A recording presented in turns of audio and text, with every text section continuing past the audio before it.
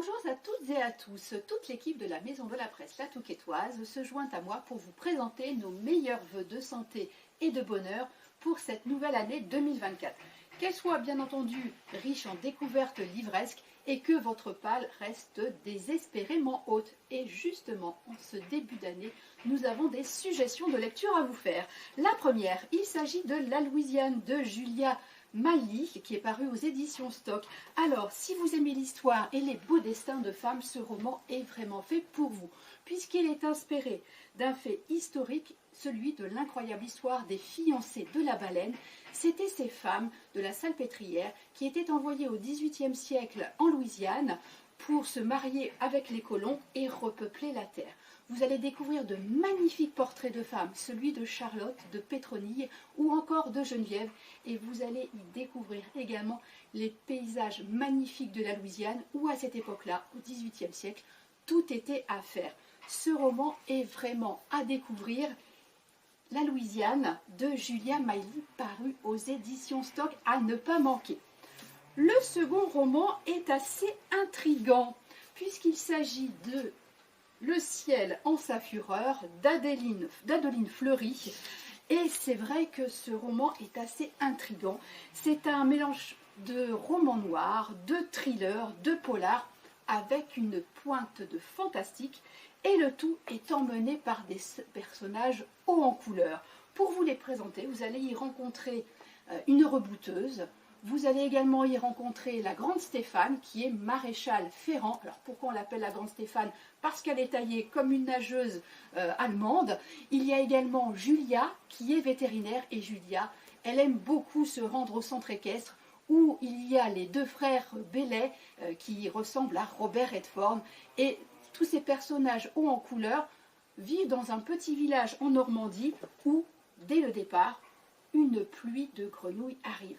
Alors, je vous ai quand même intrigué, il y a des événements bizarres qui vont se passer dans ce petit village, et puis on va retrouver vraiment cette atmosphère parfois un peu mystique qui peut exister dans les villages, les secrets, les non-dits. Le tout est emmené par une plume qui est envoûtante et magnifique. C'est vraiment un roman à ne pas manquer, Le ciel en sa fureur d'Adeline Fleury.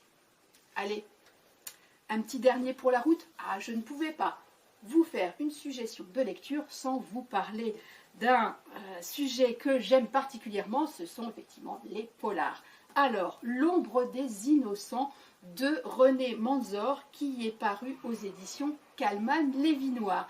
Alors, René Manzor, il est scénariste et on retrouve véritablement ses qualités dans ce dernier polar qui est à couper le souffle, qui est vraiment haletant.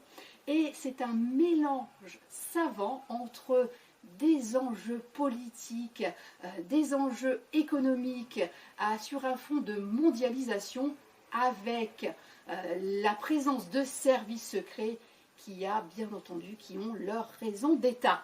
Vous allez découvrir Marion, qui est romancière, et son ADN va être retrouvé sur une scène de crime. Alors, est-ce qu'on peut être sûr à 100% de l'efficacité des traces ADN et de leur analyse? Qui est vraiment Marion? Moi, je vais vous laisser découvrir ce polar qui est vraiment haletant, qui est très très rythmé, avec un prologue qui est vraiment hors du commun, puisqu'au départ du roman, nous sommes en 2012, dans une forêt colombienne, et un paresseux assiste à un déraillement de train. Je ne vous en dis pas plus, ce roman est vraiment à découvrir, L'ombre des innocents de René Manzor.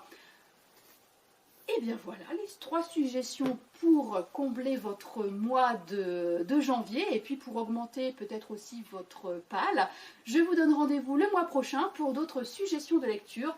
Et en attendant, je vous souhaite une excellente journée. À bientôt!